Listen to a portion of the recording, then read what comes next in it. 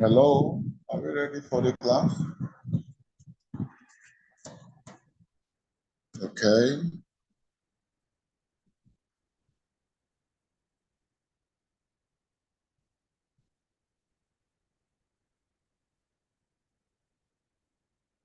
So we have 1, 2, 3. Okay, please, can you unmute your mic? At least I will tell you to mute when we start. Can you unmute your mic now? Good afternoon. I said you should unmute your mic now. Good afternoon, yeah. I was supposed to start this class last week, but I was in a meeting. All through. I think the meeting started 2. I didn't finish until around after 5. So did you have any lecture last week? Did you have any meeting last week at all? Yes, sir. Okay. Well, we'll see what we can do. We see how we can move here. Ideally, this course, it has been reduced because the course has to do with culture, society, and theory. But for you, I think it has been reduced to culture and theory. Except I'm going to confirm from the coordinator if the omission of society was deliberate or it was a mistake. So maybe we are going to include the theory, the society in it. And as you know, this course or this program is intermediate program, the 3 stages. You have the foundation, you have the intermediate, then you have the final stage. So you are starting with the intermediate class. And looking at it, talking about culture, talking about society, talking about theory, and looking at your profession as a social worker, you'll be asking yourself, what is the relevance of talking about culture, society, and theory, when dealing with the field of social work or as a social worker? One thing you need to know is that social workers are dealing with human beings. Your subjects are human beings. So there is no way you can, have a successful practice without considering culture, society, and theory of your work. In a nutshell, if you look at what culture is, we are being told that culture is the total way of life of a people in a particular society. It is a total way of life. It is everything that has to do with human being. I'm going to give us a definition according to Sidewell Taylor. So from there, you will understand what culture is. Culture covers everything that has to do with human being. That is culture for you. So that I say culture is the total way of life. Is the total way of life. And like we know, culture is learned. Culture is transmitted. Culture is shared. Culture is learned. It is transferred from one generation to another generation. That is why in your own tribe, that is why a particular trait of your culture has remained for over 200 years. It's because it's been learned, it's because it's been shared, it's because it's been passed down from the older generation to the younger generation. That is why we are saying nowadays that some of our cultures, some of our cultural traits, because what make up a culture are the traits, different traits. So each of them is what we call cultural traits. And I say some of our cultural traits in Nigeria will soon go into extinction. If you look at it, majority of us that are young parents, we are guilty of so many things. We are guilty. I don't know how many of you who are parents in this class is transmitting the cultural traits into their younger children. You could have somebody from your tribe. In fact, the Igbo people are known for, bringing up their children in their culture. If you marry an Igbo woman and you are from other tribe, there is high tendency. In fact, it is very sure, very, very sure that those children will hear Igbo and speak Igbo fluently. But the reverse is the case now. Even those living in the East here, there are some that their children don't even understand. They don't understand the language. Yes. And because we are losing it gradually, and that's why we are picking foreign cultures, thinking that we want to be like them. And there is no way you can speak like a Briton. You only be a second citizen. Your own cultural trait is what should be transmitted or transferred down to the younger generation of the society. Especially those who are family members in the cities, in Lagos, in Abuja. Say something in your language that your children just be looking because they don't understand. Because the children, the parents, they want to prove that their children could speak English. You get it? So like I said, our culture is the total way of life. We've been looking at what we call cultural, the definition of culture, cultural relativity, types of culture, ethnocentrism, xenocentrism, acculturation, enculturation, assimilation. Just today, I hope we'll be able to cover that aspect. Yes, maybe, I think we're going to have only 4 contacts. Then do you have a platform of your own? Do you have a student platform? Hello? I'm with you, sir. We don't have. Okay, and who is your class rep in this class? Who is the class rep? You don't have yet? Who created the platform? Mr. Tarek created it and added us. For the students? No, we don't have our own. We don't have ours as students. That was my question. My question is, do you have student platform? I said no. But you said somebody said yes now. Okay, me, I said no. Aside this one, they added us. Me, I don't know of any other one. Okay, no problem.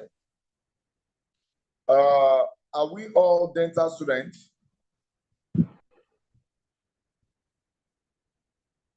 Hello? So we can hear you. I'm not sure. But there are people that me, I don't know. So they should speak. Me, I don't know. Okay, no problem. What will happen is this. Since you are the only one responding to me, get the contact of everyone in the class and create a student platform. So I'll be relating with you. I will send the material to you because we are still meeting. I think we are still meeting next week, Abby. Next week, Friday again. Yeah, so I will. Is it next week, Friday, we are meeting again? What is the timetable like, please? Somebody should help me out. It's Friday. On the 3rd, Abby? It's Fridays. It's always that is on it's Sunday. Fridays. Yes. No, I think it has to be next week Friday. Okay. So I will send the material to you so you post it on the platform we are going to create. Okay, let's just quickly go through this. I said culture can be defined as a total way of life of people in a particular society. It has to be a defined society, a particular territory. Because if you look at the characteristics of the society. You talk about people, you talk about territory, you talk about sovereignty. You get it? So when you talk about society, you talk about the people that reside in a particular locality, in a particular territory. What binds them together is their culture, the way they do things, which might be different from the next neighbor, the next community that is next to them. So when you talk about culture, it is a way of life of people in a particular society. We said culture is learned and shared by members of a society. If it is not something that is shared, it is not something that is being, shared by the people in the society, it can be seen as your family, it can be seen as your family, just something that is unique to your family. Before it can become culture, then it is something that is shared by the people in that community. It must be shared. It must be shared. There is difference between natural and cultural phenomena. There is tendency for you to, mistake what is natural phenomenon with a cultural phenomenon. The things that humans produce or do are cultural, while the things that exist or occur without human intervention are part of the natural world. So by the time you are looking at the things that are cultural, don't encroach into the natural world. Cultural phenomenon are things that are created by man or by humans. They are things that human beings, what they do, unlike natural things that are just there. Although what we call cultural traits, we still depend on natural, phenomenon to bring them to what we call cultural traits. For example, we have different cuisine in different society, and they are being called different names in different society. For those of us here in Enugu, you eat okpa, and that same beans that is being used for okpa is being used for something else in another culture. So what I'm saying is this: you may need natural, not that you may need, you need natural phenomenon to create your own cultural phenomenon. I don't know if you understand what I'm saying by that. You need natural phenomenon to create your cultural phenomenon. For example, like I said, I talked about the beans that is being used to produce okpa. Another culture may be using it for something else. So they need the natural phenomenon to create their own cultural phenomenon. You have different people with different things. If you see what other people are using yam to do, yam is natural. It was given by God. It's a natural thing. What man does with yam is to plant it, but yam was not created by man. So yam is a natural phenomenon, but in different society, they have used yam for different things. For example, some people pound it, some people eat it, some people, the European, they made out of it what we call yam ball. I don't know if anybody has, tasted yam ball before. They make yam ball out of it, and different things from it. And different culture has got a niche for themselves with different natural phenomena. So if you're talking about the natural and the cultural, you still need the natural to work or to cut a niche for yourself to be what you call your cultural phenomenon. If you look at virtually everything we have, if you look at the house of an Hausa people, you know that this is the hut. This is the way Hausa people, this is the way they build their houses. And I'm telling you, what they use are natural objects, natural objects. And there are other tribes that are using that natural object for something else, not for their own art. But what they are using it for is also part of their own cultural phenomenon.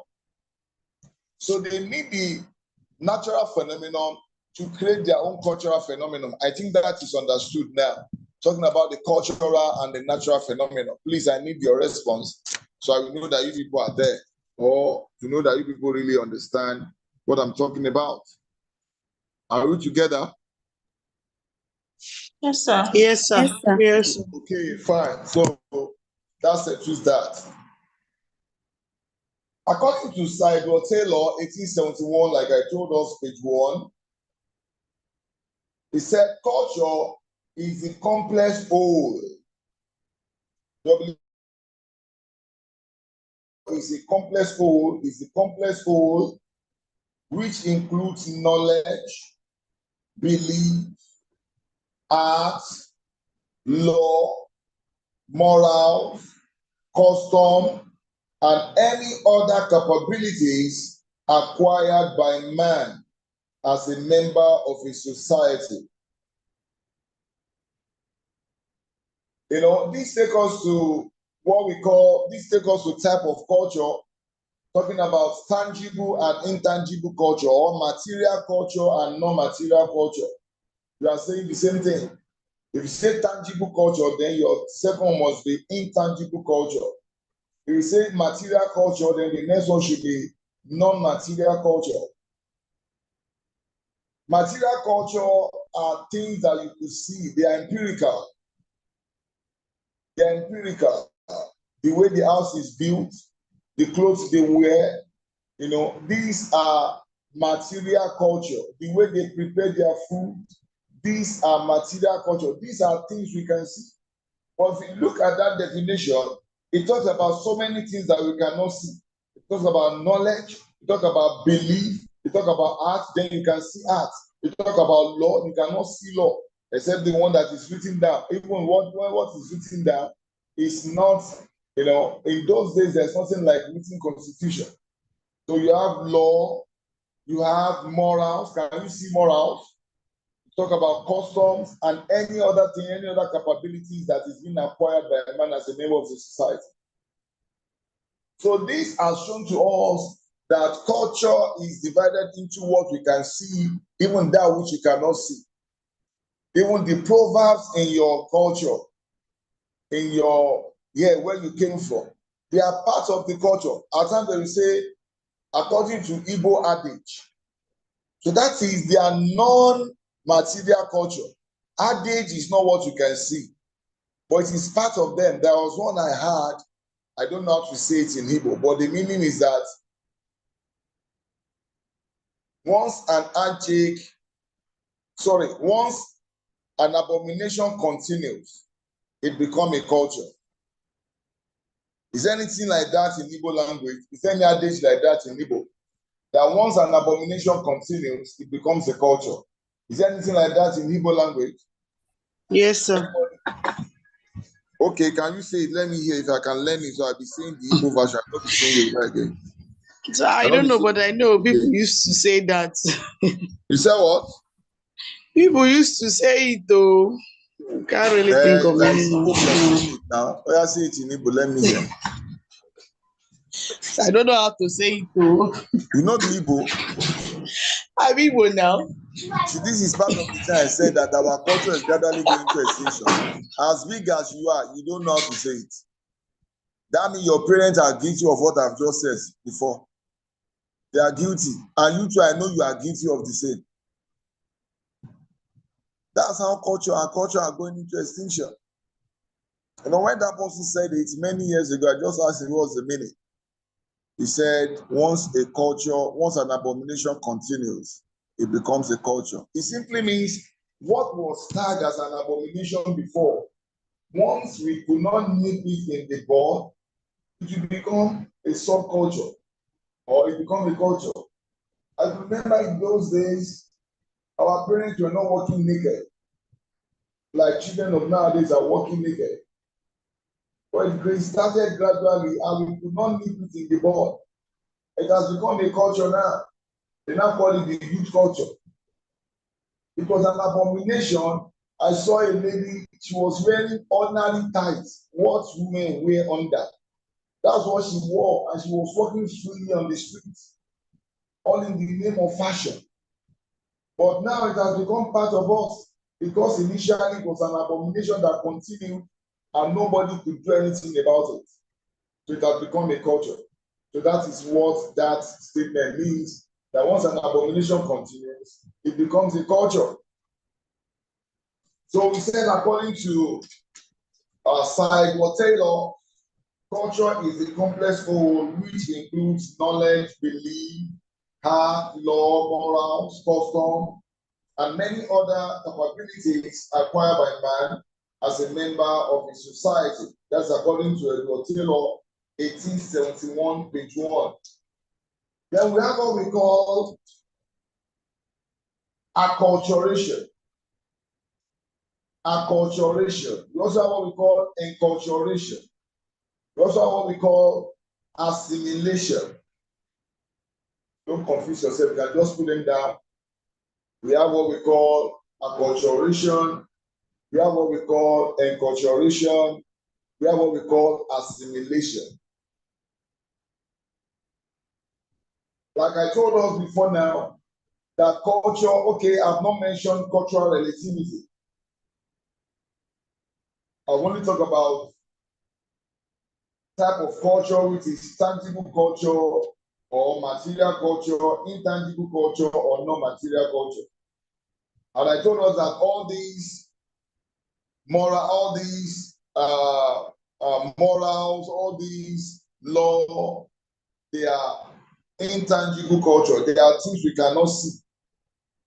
Why tangible culture are things that we can see, things that we do, like the way we build our house.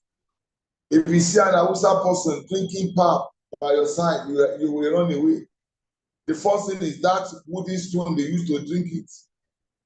You say, what is this? This wooden spoon you are using is a serving spoon in my own house. And they now drink the cocoa from the side of their mouth, not from the front. You know this man, you don't need to ask if this man is a Hausa person. But that's their culture. And coming to what we call cultural ethnocentrism is you judging other people's culture based on your own culture, using your own culture as a yardstick to measure other people's culture. Because you see the other people are practicing, you now say their own culture is inferior to your own culture.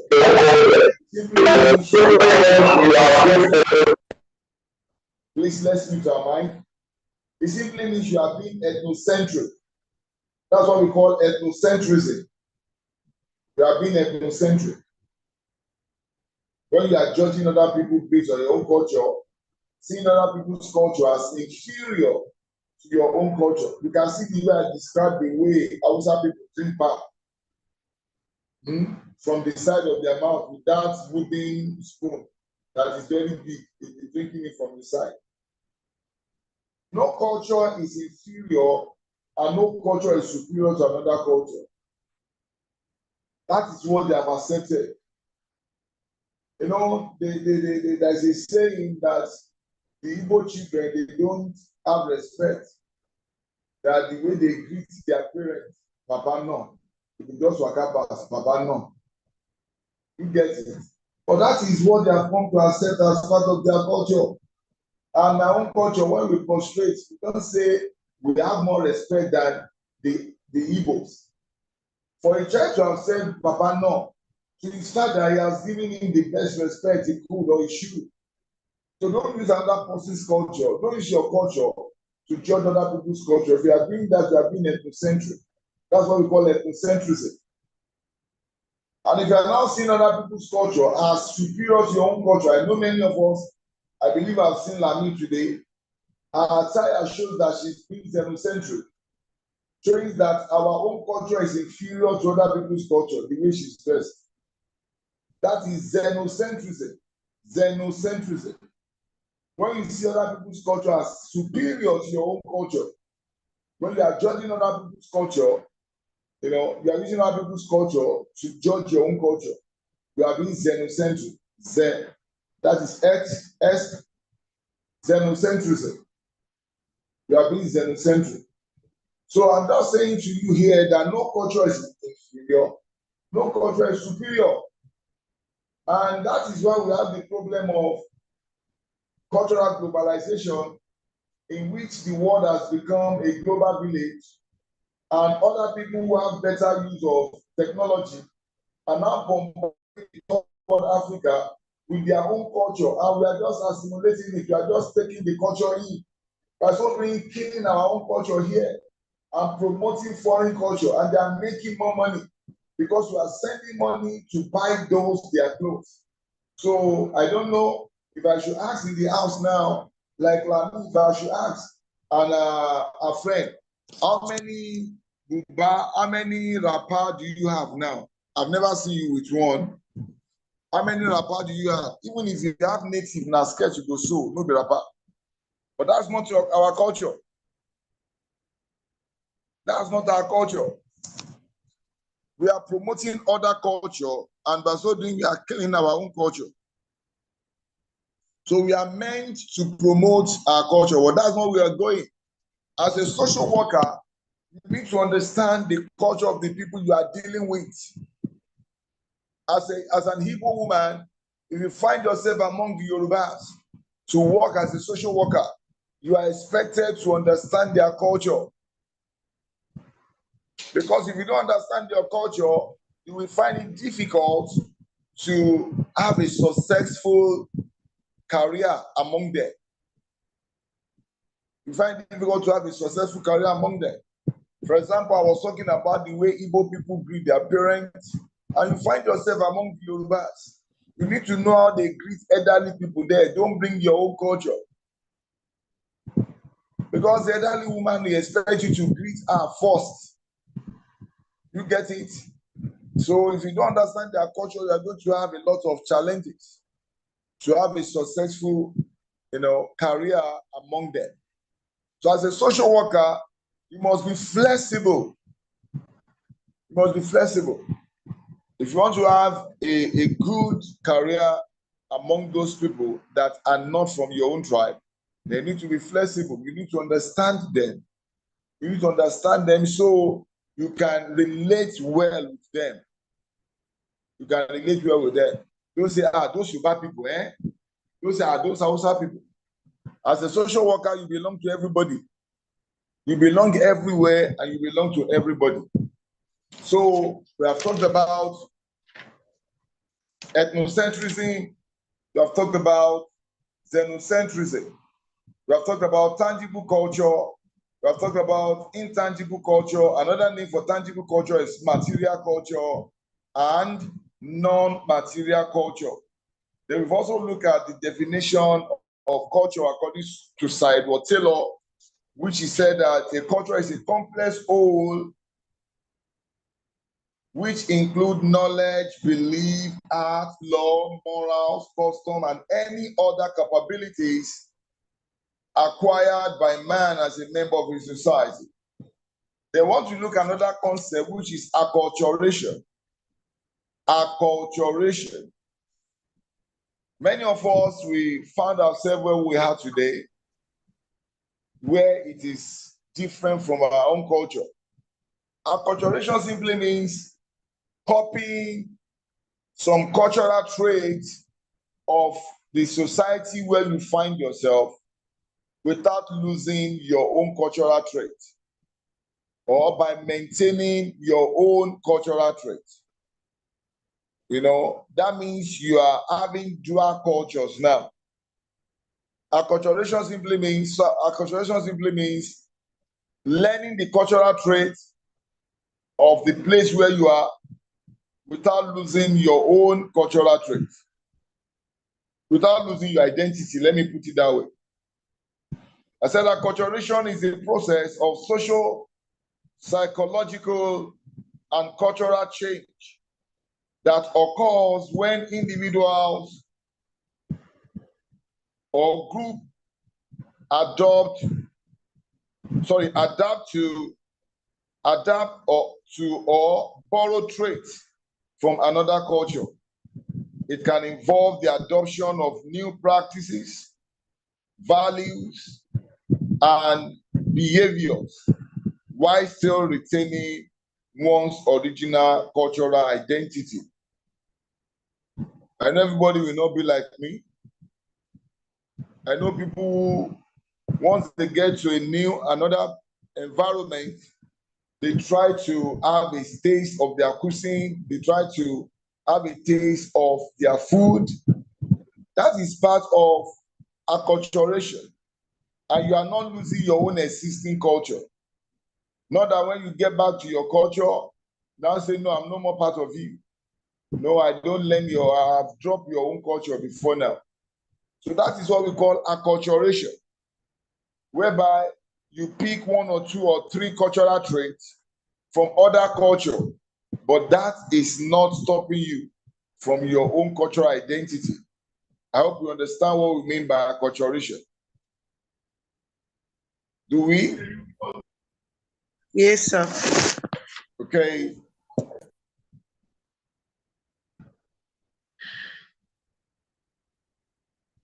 I also said that acculturation is the process of cultural modification, where individuals, groups, or people adapt to or borrow traits from another culture,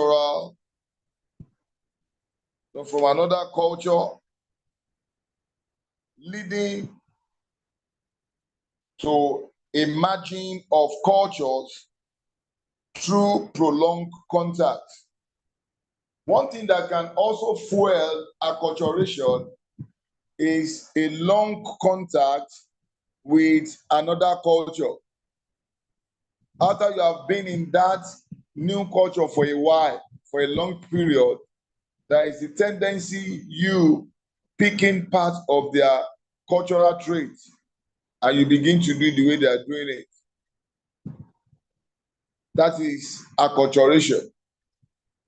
You are not dropping your own cultural identity, rather you are just, picking cultural traits. Now, some people, they are asking me, have you eaten okpa? I said, I've never tasted okpa. They asked me, have you tasted abacha? I said, the name even disqualified it. I'm saying all this because I'm not on the field, because I'm in the class. If you're a field worker, you may need to let down your guard, because they will offer you their food, and if you don't take it, how do you want them to listen to you? You get it? How do you want them to listen to you? So acculturation is speaking cultural traits from other culture and adding them to the one we have. I could remember I was with one of my mother in the Lord, and she said she doesn't joke with one particular leaf, one particular vegetable. But that vegetable is not in the East, because my mother in the Lord is from the East. But because she has stayed a very long time in the West, she has, picked some of the cultural traits, and that is what we call acculturation. And not losing our own traits, but she just added. This is a modification, like we said. Just added such cultural traits to the one you have, and life continues. So that's just that. Acculturation is the process of cultural modification where individuals, groups, or people adapt to or borrow traits from another culture, leading to a merging of cultures through prolonged contact. So after you must have stayed in that culture for a very long time, that it will be easy for you to pick part of the cultural traits and begin to, run with it. That is just that. So talking about acculturation. And another one is what we call enculturation and assimilation. Enculturation and assimilation. Do you understand what I've said so far? Or you have any question you want to ask?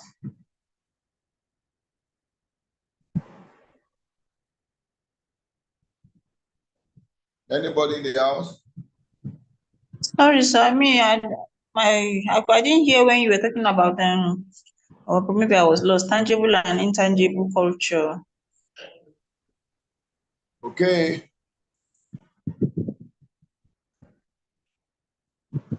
But do you understand material culture and non-material culture? Yes, I do. So if you understand material culture, I said to you that it is the same thing. It's either you say tangible and intangible, or you say material and non-material. Those are the two types of culture, but they gave them different nomenclatures. That's the point. If you say material culture, you must not say intangible culture, because they are not the same. Although you are saying the same thing, but you must speak the pair that goes together. Material, non-material. Tangible, intangible. You are saying the same thing. Do you now understand?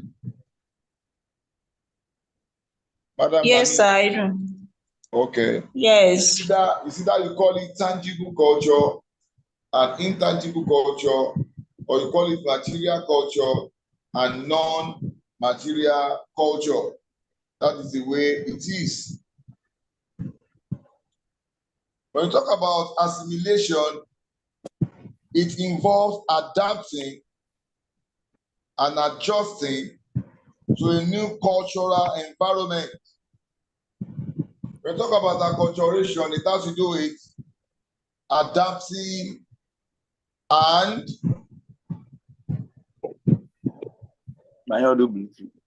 adapting. It means adapting and adjusting to a new cultural environment, which still holding onto the original cultural values. So when you are talking about acculturation, it has to do with adapting and adjusting to a new cultural environment while still holding onto original cultural values and traditions. This process can result in changes at both group and individual levels. These can lead to traditional changes at both groups. These can lead to cultural changes at both groups and individual levels, affecting culture, religious practice, healthcare, language, and the more. It can affect people a lot. If we stay among some people, in fact, as I am now, don't let me even talk about staying among some people. If I stay too long in a place, that's why I don't like listening to secular song. Once I hear it over and over, it will register in my system. It will definitely register. So I don't even allow it. I don't allow it. So like we said, that it involves adapting to a new cultural trait from another society, and you can pick it while not losing your own original cultural trait. That just makes you a dual cultural person. A dual cultural person. That is just that. A dual cultural person. This process can result in changes at both groups. That is, at the group of people who are having acculturation. So acculturation, and on the people who own the cultural traits, which these people are just copying. It is a two-way thing. As they are getting closer and closer, learning this new culture, their own cultural traits will also be rubbing on the people they are dealing with. You get it? They will be drumming on the same people that that own the culture. So they could affect each other. The two groups can affect each other in different ways. They could affect each other in different ways. This process can result in changes at both group and individual levels, affecting culture, religious practices, healthcare, language, and more. It can bring a lot of changes, and it can as well affect the existing cultural traits. You get it? It can bring a lot of changes. Acculturation is distinct from assimilation. Remember, I talk about acculturation, assimilation, and enculturation. Now, we'll just be looking at the three in this introductory class.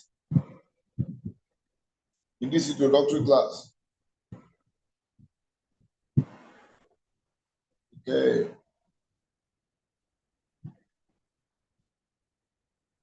We said it involves adopting. Okay, we've gone beyond that.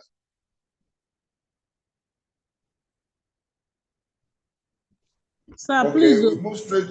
You said what? Please, Okay. assimilation, are they the same or are they different, sir? What?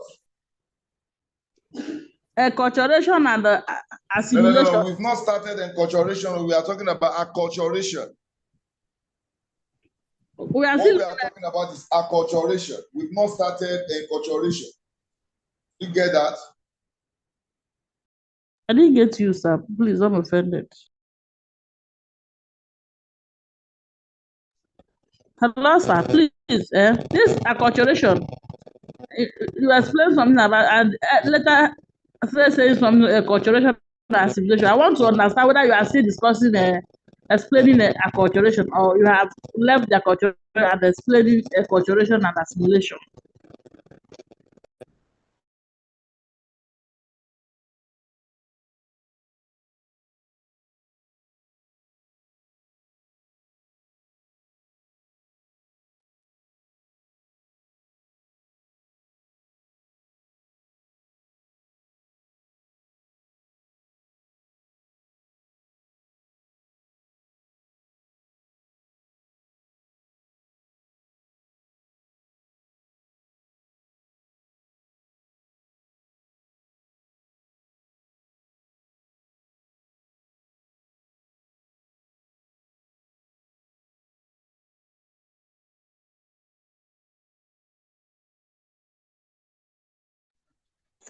Hello? Hello, I can't hear him.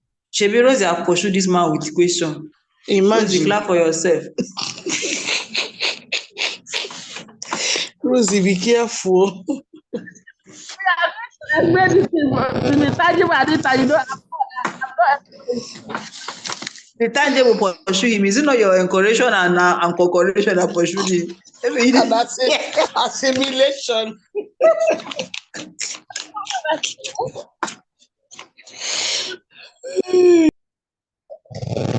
That's why I don't go here for this thing.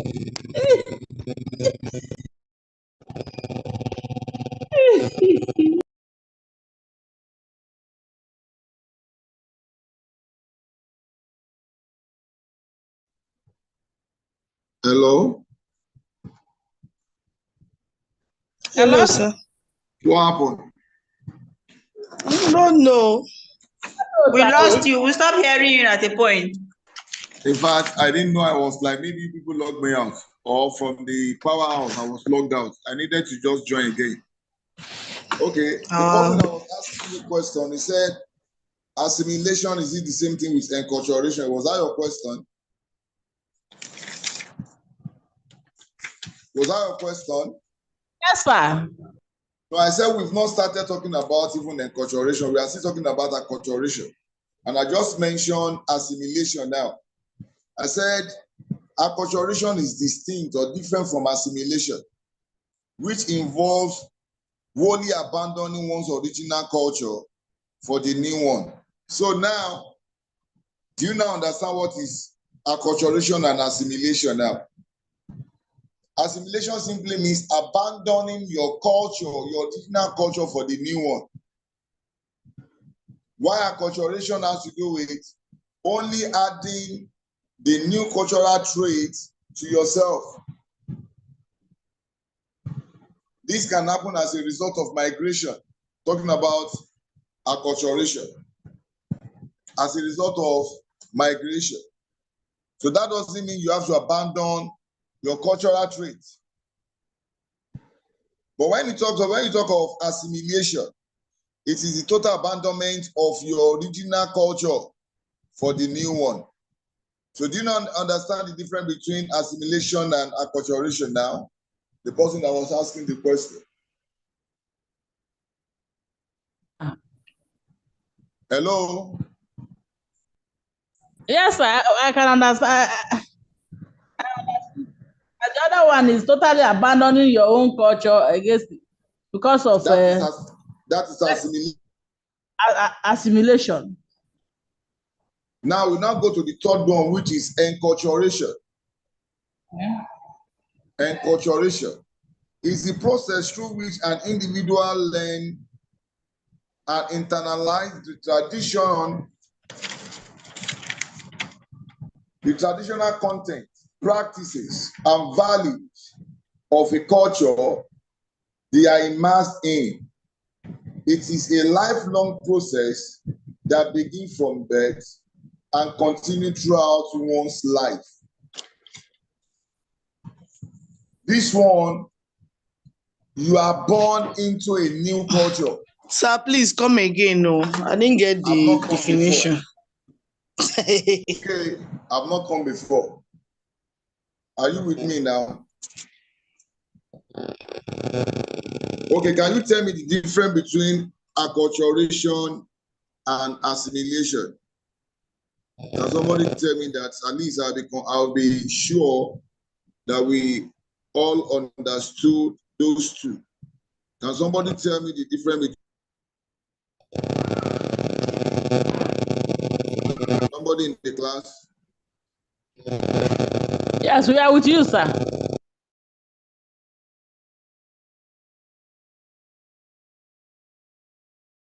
Hello, sir. So you said acculturation. Okay.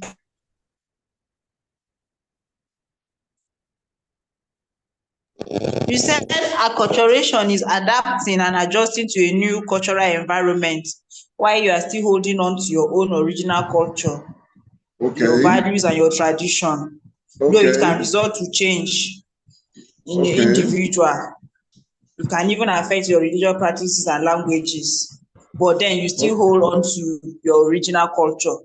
Yes. And it happens maybe because of maybe a prolonged stay in a particular environment and like that. Yes. While assimilation has to do with the total abandonment of your original culture for the new one, the place you find yourself. Nah, Jesus. I mean, you can see I have another lecturer in the class now that has settled the issue for me. That is just that. Then now, let's now look at enculturation. I said enculturation is a process through which an individual learns and internalizes the traditional value or the tradition content, practices, and values of a culture they are immersed in. And we said it is a lifelong process that begins from birth and continues throughout one's life. For example,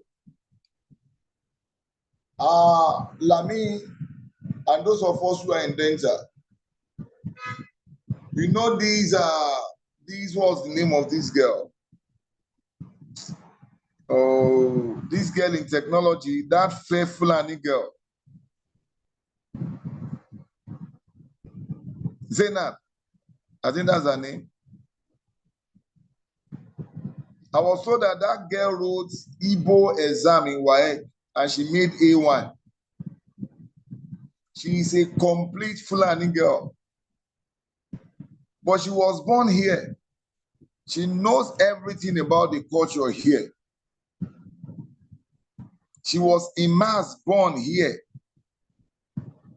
In fact, she speaks the language better than the son and the daughters of the soil. I learned that she writes the language very well, and she did it in WAEC and she made A1. That is enculturation. We are being told that it is a lifelong process which starts from birth, which begins from birth and continues throughout one's life. Do you now understand that? What enculturation is? Hello? Yes. So I understand what your explanation is, but when you were trying to, I didn't get some words when you were trying to explain it. But in essence, I understand what it means anyway. Okay, fine. We can as well look at it like this, that enculturation is the process. Enculturation is the process. Are you writing or what? Enculturation does not always come from deliberate learning, but also by seeing and observing as we observe our elders doing in a particular thing. We do it too, sometimes without even thinking why we do a particular thing that way. There may be a reason behind it, but as we learn, we don't necessarily reason our elders, but just do things how they ask us to do them. This comes from having a sense of trust and respect for them, that they definitely know more than us. Like I was using the example of that girl, Zainab. She must have seen her parents doing things the way they are doing it, and she just speak it. In fact, that is how children learn innocently. They just believe that because this person is an adult and what he or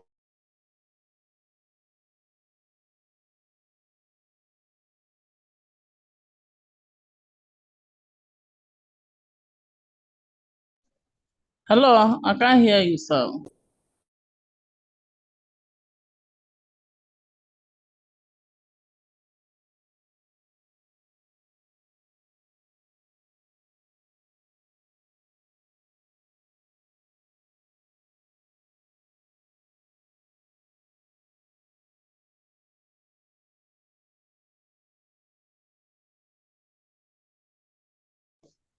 Hello, I can't hear him. Oh.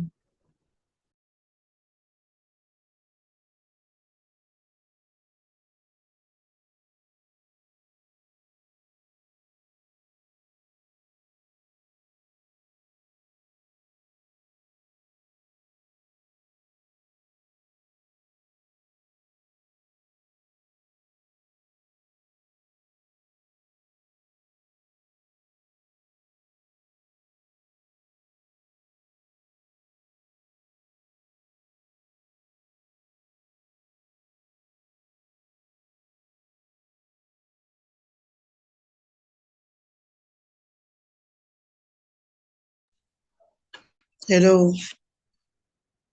I can't hear him. Hello. He's no more online. No, he's not online.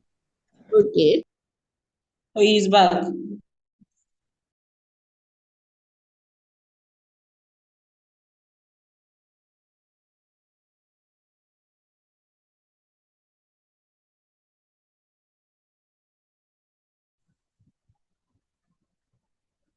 hello? Hello, sir. I don't know why it is a network where I think it's a network of where I am. Or I don't know. It went off again. I needed to join again. Voila, the Lord will help us. So, like I was saying to us, that is how young people learn innocently. You may not even know that you are learning the culture. You may not even know why you are learning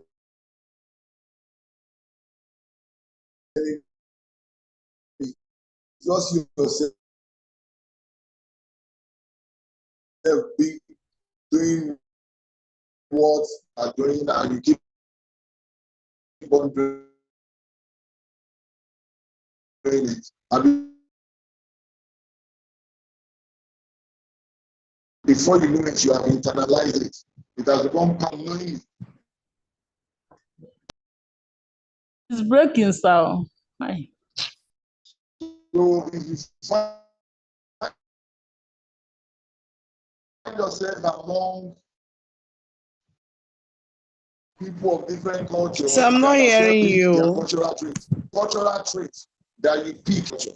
Assimilation, assimilate everything in another. Oh my God.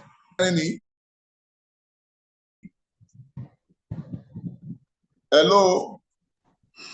Hello? I wasn't hearing, but I can hear you now. Yes, so the thing is cutting like that, please. It's not flowing That's a normal. result of where we are. Are you in school or you are in different your different homes? Are you in school? We are not in school, sir. I know that. We are not in school. Okay, you are inside Benabi. There's no network in that area. I know very well. Okay, sorry. Shall we find way? We find a way around about it. We are in town. You said what? We are in town. I don't know whether it's from your side this side. I agree anyhow. Don't worry. Don't let me argue with that. I agree. It's from my side. So I see what I can do by next class. Maybe I have to change my location and move to another place to get it. That is it. So I believe you understand what acculturation, and assimilations are. Acculturation is how an individual, usually a child, develop their views about the world. It is related to the world culture and is the process through which an individual learns about their family, community, culture. You know, all these we are saying here, they are just fundamental concepts that we need to know in culture. What we are really looking at is the role of culture in the practice of social work. The role of culture in the practice of social work. And if you are not a man that is flexible, you will be so in or among the people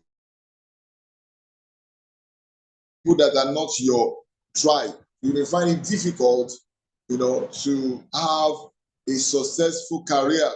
So that is why it is very, very important for you and for me as social workers to be flexible, to blend easily. In fact, by the time the people see you eating their own cultural food, they feel free to come to you, and they feel free to come from different, they fix appointment with you, they come to you, you have different, what do we call now, section with them. Because they know that, okay, despite the fact that this woman is an Igbo woman, she is even ready to be like us. So don't be rigid. Culture is very, very key. And like I said to others, that's why I gave us those concepts at the beginning. Ethnocentrism, xenocentrism. That's why I told us culture is relative. Culture is relative. That means culture is not the same all over the world. And we can as well say that culture is ubiquitous. Culture is what? Ubiquitous. I believe you understand what we mean by ubiquitous. Culture is everywhere. There is no place you will get to that they don't have their own culture. I remember we said culture is part of your religion, your law, your belief, your custom, your morals. It's a complex whole. And every other thing, every other capability that man learns from his environment. We said culture is learned, We said culture is being transmitted from older generation to the younger generation. And how do we pass these cultural traits to the younger generation? It is through socialization. Through what? Socialization. You know, socialization is a lifelong learning. You learn till you die. That is socialization. You learn till you die. You keep learning. You just keep learning. That's socialization. So how these cultural traits are being transmitted to the new member of the society is through socialization. So there's no way you talk about culture without talking about socialization. What you know about your culture is as a result of socialization process that took place from birth, from where you were born into the family in which you are born to. If you give out to a set of twins and they are trained, they are brought up in different families, even within the same society, they will not behave the same way. They will not behave the same way. They may have the general cultural traits, but I'm still telling you, individual family, they also have their family traits. You get it? The general traits is there, the way they dance, the way they talk, but there are some, you know, ideologies that are known for each family. So they may not pick the same thing because they are being brought up by different people. So it is through socialization. You know, socialization is the process of transmitting the cultural traits of a particular society into the new members of the society by the older members of the society. It is how we transmit the cultural traits, the belief, the morals, the customs of a particular society to the new members of the society. That is just it. It is through socialization that we can learn new cultural traits. And that is how new members of the society learn. Like when my children came to Enugu for the first time and they prostrated to greet my neighbor, she jumped backward, asking her what happened to them. I told her that is the way they greet in my own culture. They prostrate. In your own culture, your children don't prostrate. So that's the difference. So I don't need to judge your culture based on my own culture. I don't condemn them. Their children don't see me and say, Uncle, they just raise up their hand like this, Uncle, good morning, sir. I say, shoot. That's so here, but you can't do that. And that is what those children have learned here. That's why when you bring them down, there's also what we call culture shock. Culture shock. Can somebody help me out? What is that culture shock? Hello? Culture shock. What do you mean by culture shock? Anybody? I'm waiting. Oh, all these are cultural concepts under culture, under issue of culture. So can anybody tell me what he or she understand by cultural shock or culture shock? Okay, good afternoon, sir. I don't know if you can hear me. Good afternoon, is that Frank? Yeah, it's Frank. I just joined the class. I joined late, probably because of my network. I've seen you in the class, yeah. Yes. I think culture shock has to do with maybe you come in contact with sorry. You said what? When someone encounters something for the first time, which is different or totally different from what he has learned.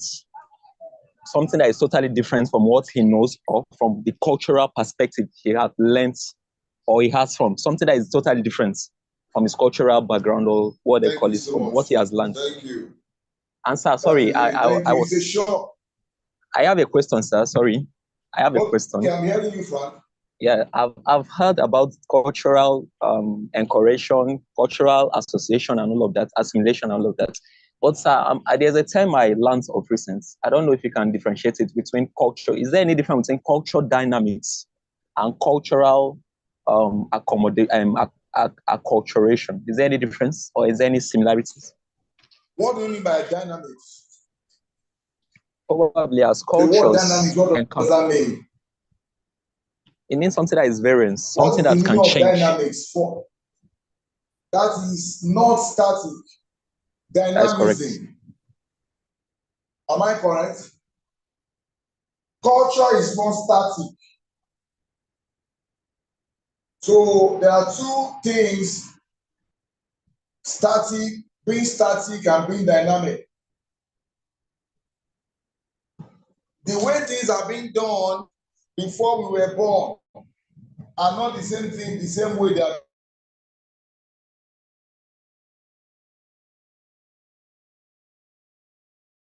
being done now. There are some cultural we have, and some of them we still drop them. So that tells you that culture is dynamic. It is not static. That is just my grammar. It is just grammar. The opposite of dynamism is static. That's just it. In the olden days, the way our parents are dressing is not the way we are dressing. In the olden days, the way, technology has also changed our culture.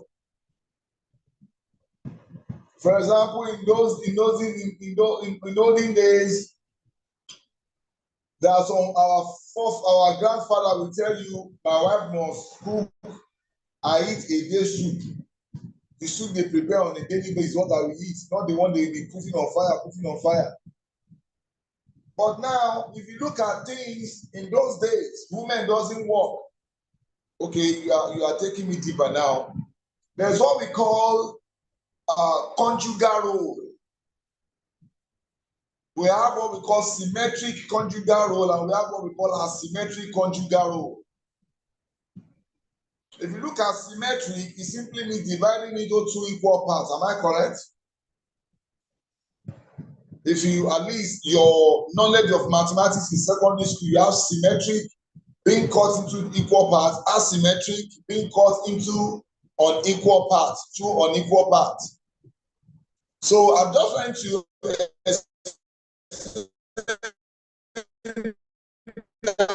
dynamism. It was a sugar asymmetric that we have. The role of man and woman in the house are not the same thing. It is men that will go out, it is women that will stay at home.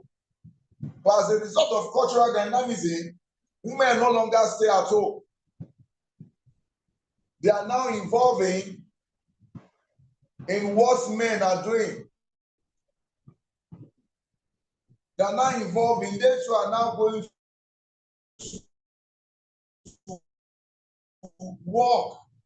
The nuclear family we have now is not what we used to have in those days. Extended family, whereby you go to school, you go to office, the grandmother, the uncle, all of them are living together. But nowadays it has changed. Nobody is keeping a large family again. The children, they will go to daycare from 6 months or from 3 months. If you are working with a bank, they will go. And the grandparents are now living in the village. You can see the changes. If you look at it even from the Charles Darwin theory, talking about evolution, theory of evolution, things are not the same. They are changing. Changing. Different changes are coming in over time. So that is cultural dynamism.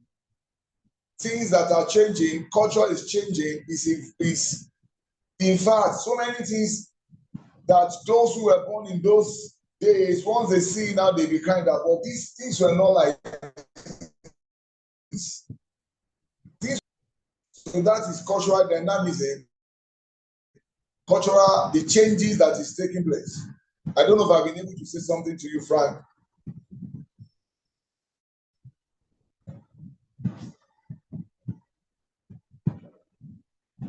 Hello, Frank.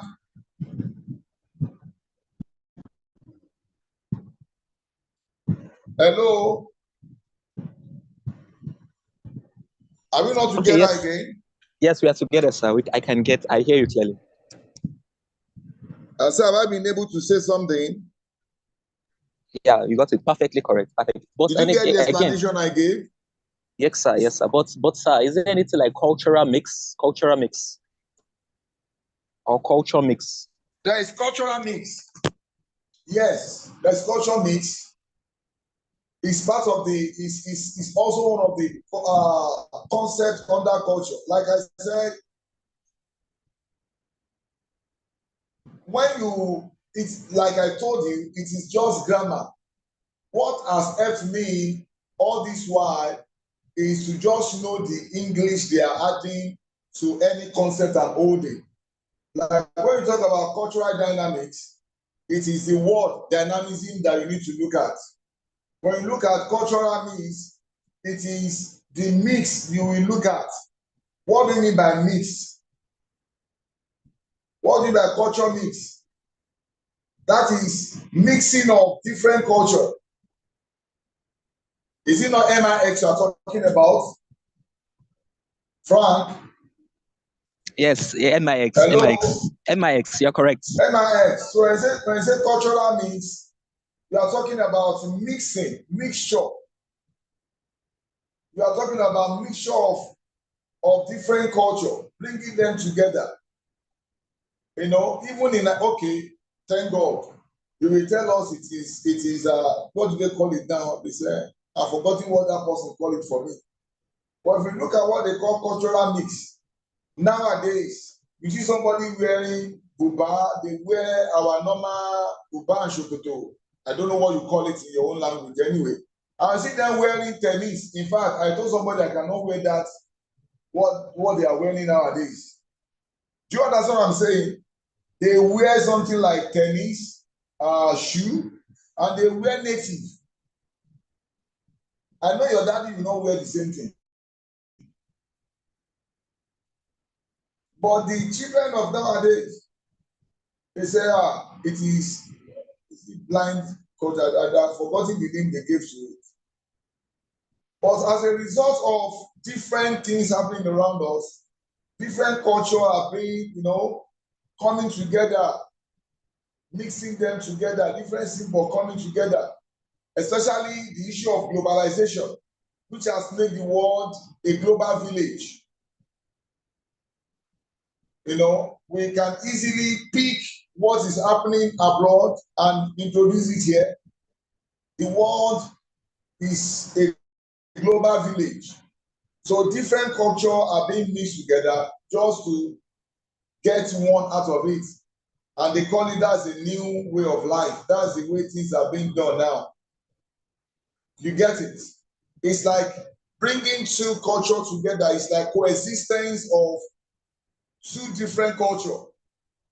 I don't know if you understand what I'm saying. Bringing two different or more cultures together, that is just it. That is culture or mixing cultures or cultural mix. I don't know if that is understood.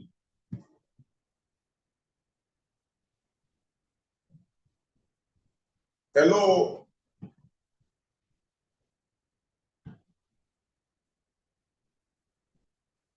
Hello. Yes, we are together. We are together. It's clear. Are we together? Clear. Very clear. Perfectly clear. Okay, thank you so much. Okay. So let's go back to what we're talking about. You just told us what is culture shock. That is when you come in contact with something that you are not used to, or what you have not seen, or something that is alien to your own culture. Something that is alien to your own culture. That doesn't mean it is wrong. You get it? And we are still talking about cultural relativism. Something that is not permitted in Nigeria is permitted abroad in different countries of the world. For example, homosexualism is permitted, same-sex marriage is permitted, and it's not permitted in Nigeria. So that tells you that culture is dynamic. And there is no culture that is superior over the other culture. So what is permitted here might not be permitted in another place. That does not make it wrong over there, but they permitted it and they accepted it. You get it? Okay, let me give you a shock. Do you know in Nigeria here in Benue State, among the what's the name of this tribe now in Benue State now? It's a common tribe in Benue State. I've forgotten the name of that tribe. If a friend should visit, a male friend should visit his friend in his house and is going to stay 2 or 3 days or more, it is the wife of that man that will be sleeping with that friend in his house. That man will go. I think Idoma people, I think it's among Idoma people. Have you heard of that?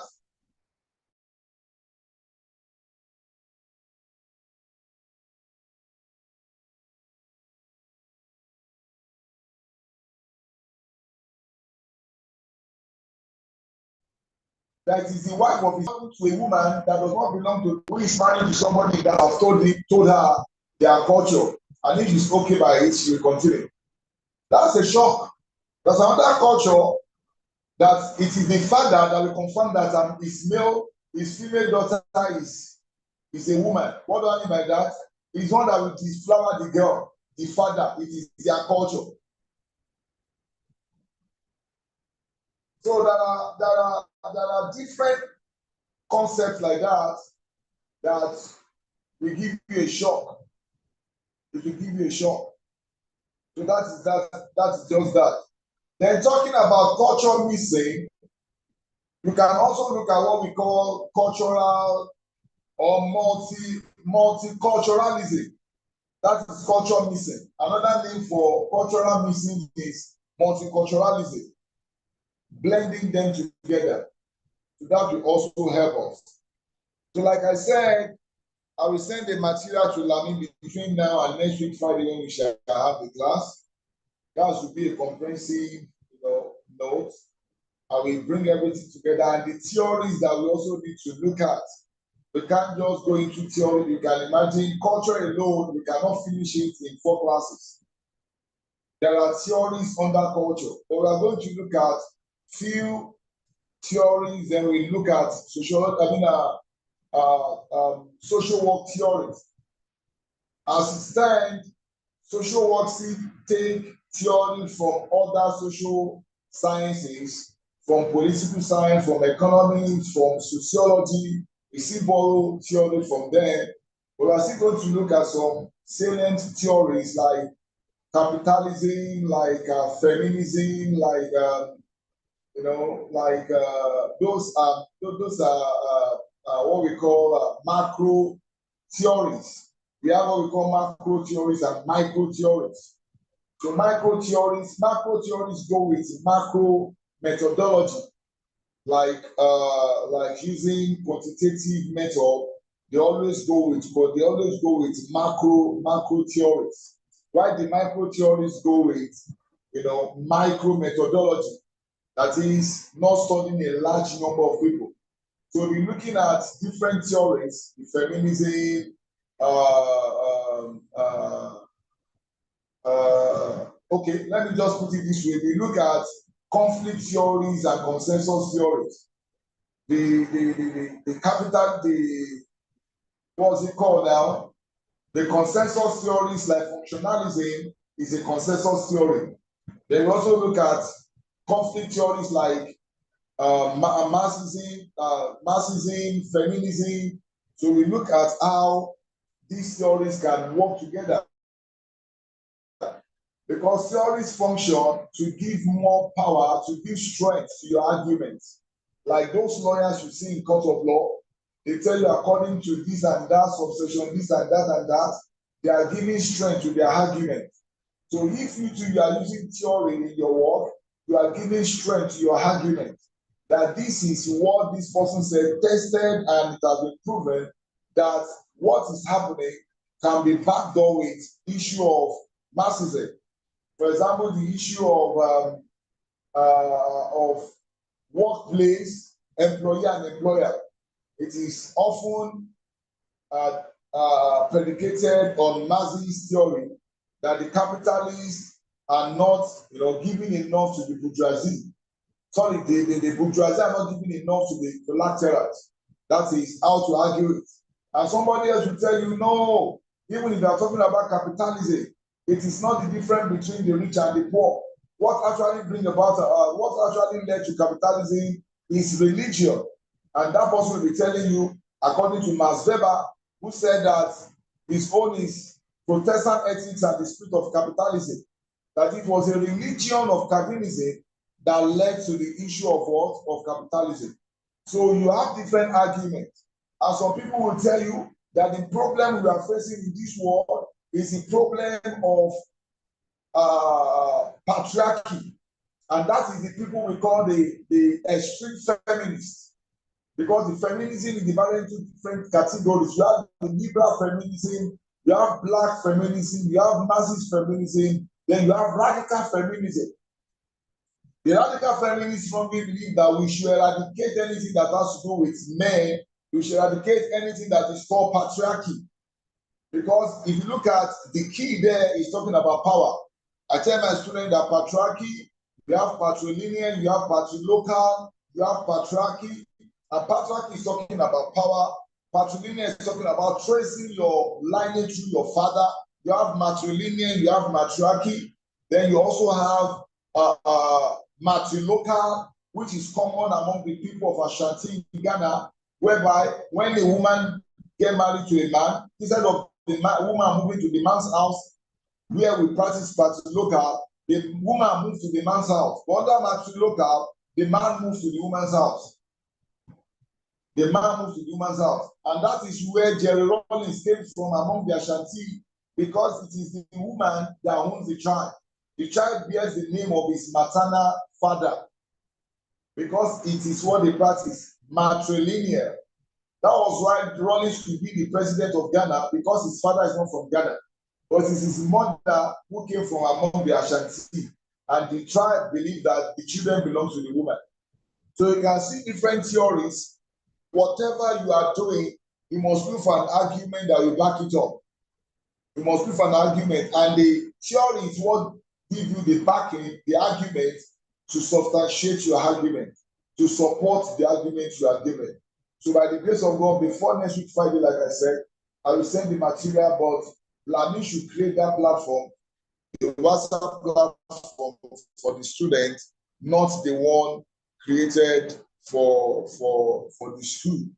So I think with that we can just call it good. This is 3:28. You're having another class by 4 o'clock. I think I'm correct. You're having another class by 4. Is that? Hello? Yes. Yes. So you're having another class by 4. So by the grace of God, I will send the material to Lami before Friday. So both covering the culture and covering the theory too, so we can move together. Because I think your exam is on the 23rd or thereabout. The 23rd of March, whichever way. So I will send it to her and we continue. So thank you for coming to the class. See you next week. Thank you, sir. Yeah.